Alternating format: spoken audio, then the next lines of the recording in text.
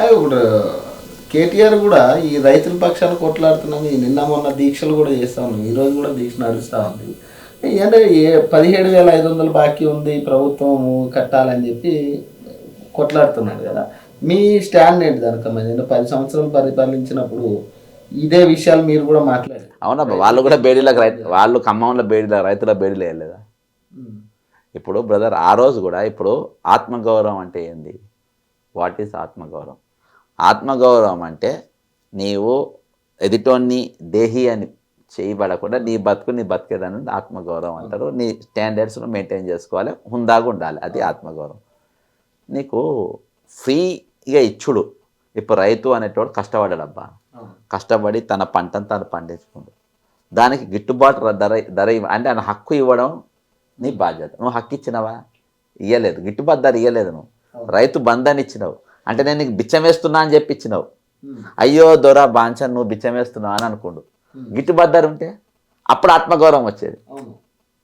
తెలంగాణ తెచ్చుకున్నది ఆత్మగౌరవం పేరుతోని.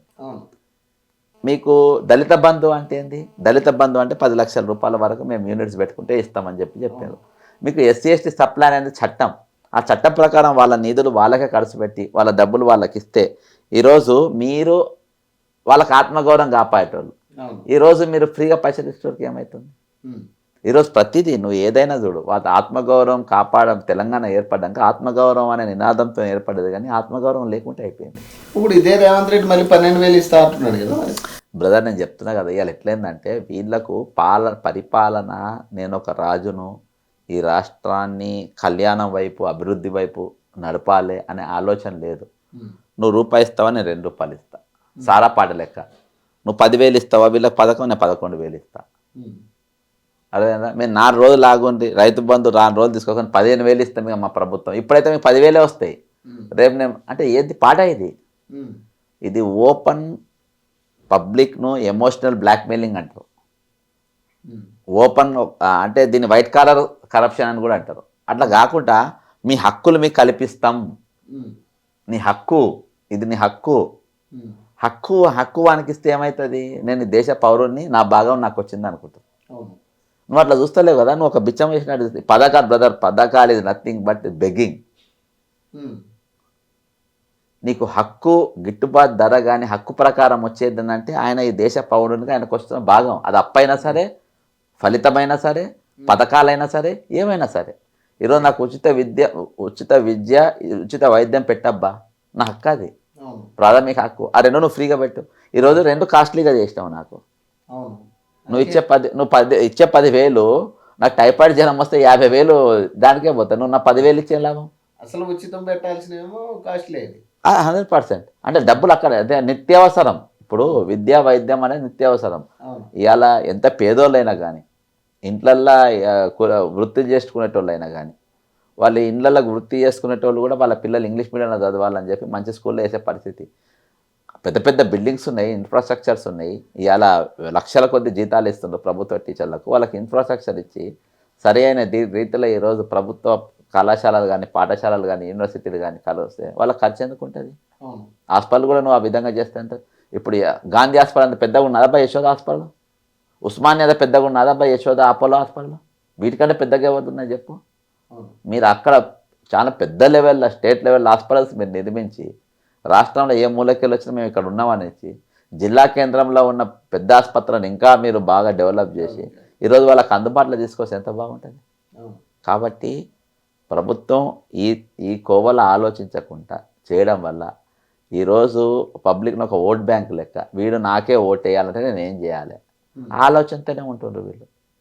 కానీ ఈరోజు ఒక ఓటర్ లెక్క చూడకుండా ఒక పౌరుని లెక్క చూసి వాళ్ళ హక్కులు భంగం కాకుండా వాళ్ళ హక్కులు మనకి ఇవ్వాలనే ఆలోచన ఉన్నప్పుడు వీళ్ళు గొప్ప పాలకులు అవుతారు. ఈరోజు పాలకులు నాకు తెలిసి ఇవాళ తెలంగాణకు ఉన్న అతిపెద్ద కరువు ఏంటంటే నాయకత్వం.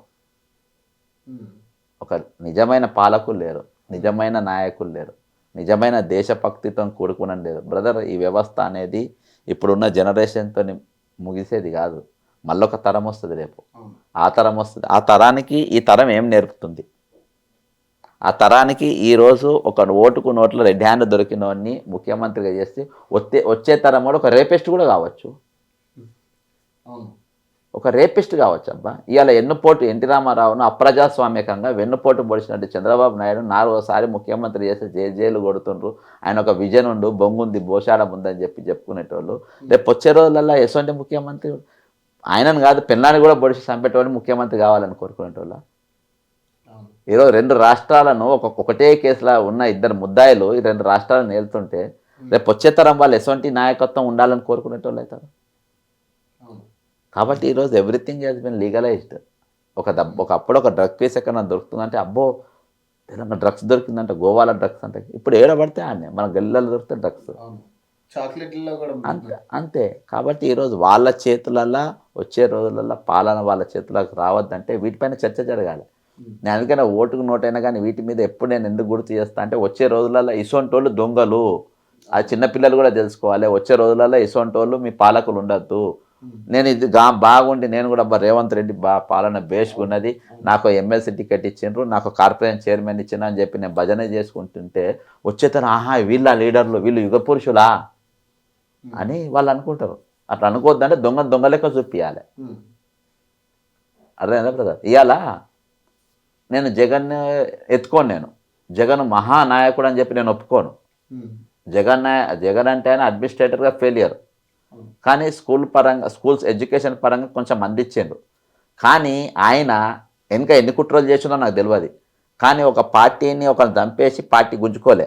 ఆయన ఒక పార్టీ పెట్టుకున్నాడు, ఆయన సొంత జెండా పెట్టుకుండు, ఆయన సొంత ఎజెండా పెట్టుకుండు, ఆయనది ఓన్ షాప్ అయినది. ఆయన చెల్లెని వాడుకుండు, అమ్మను వాడుకుండు, ఆయన ఫోటోని వాడుకుండు, ఇది డిఫరెంట్. చంద్రబాబు అట్లా కాదు కదా, ఏకంగా ఒక పార్టీని ఒక మనిషిని చంపేసేసి అన్నతమ్ములు అందరిని పిచ్చోళ్ళని చేసి వాళ్ళని చూసి ఇది విజన్ అంటారు, ఈజ్ ఎ విజనరీ అని అంటారు చాలామంది. ఏం విజను? ఆయన చూసి నేను ఏం నేర్చుకోవాలి? ఒక కుట్ర కుతంత్రం తప్ప ఇంకేముండదు. ఎన్టీ రామారావు వారసులు మొత్తం దొక్కేసిండు కొడుకులను. ఆ వారసత్వం నాకు రావాలని చెప్పేసి బాలకృష్ణ గారి కూతుర్ని లోకేష్ ఇచ్చి పెళ్లి చేసుకున్నాడు. Only for the sake of politics. మొత్తం వారసత్వం లాగేసుకుంటారు. నందమూరులతో కనబడద్దని జూనియర్ ఎన్టీఆర్ కూడా అది చేసుకొని చూసి అంటే ప్రతి వెనక ఒక కుట్ర ఉంటుంది. రాజకీయాలు కుట్ర కోణం కూడా నడవద్దు కదా. ఈరోజు డెవలప్మెంట్ అనేది ముందుకు జరగాలంటే మీకు ఖచ్చితంగా మీకు ఒక విజన్ ఉండాలి. విజన్ అంటే డూప్లికేట్ విజన్ కాదు, నాకు విజన్ ఉందని చెప్పుకుంటే విజన్ కాదు, అది లాంగ్ స్టాండింగ్ ఉండాలి. ఇదే నారా చంద్రబాబు నాయుడు మన వ్యవసాయం దండగా అని చెప్పినోడు.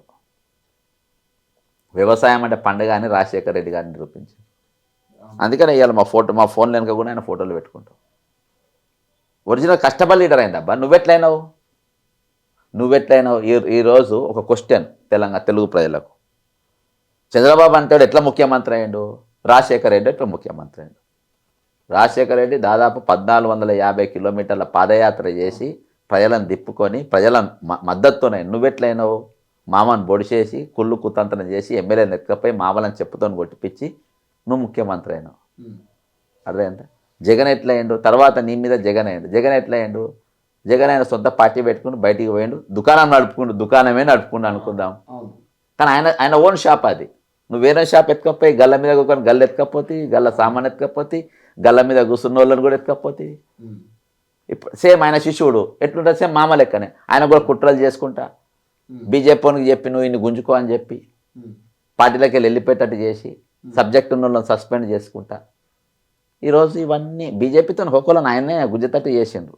అబ్బో నువ్వు ఇళ్ళకి వస్తే నువ్వే సీఎం అని మరిసేదర్ రెడ్డికి చెప్పి, అమ్మో నెక్స్ట్ వచ్చేది బీజేపీ అని చెప్పేసి మహేశ్వర్ రెడ్డికి చెప్పి, కిషన్ రెడ్డి కూడా ఈ రోజు అదే అంటుండే, డబుల్ ఇంజన్ సర్కార్ వస్తేనే మీ బతుకులు ఆయన బొందయ్యగా బ్రదర్ కిషన్ రెడ్డి, బండి సంజయ్ ఇద్దరు కూడా ఈ రోజు రేవంత్ రెడ్డి వీరాభిమానులు.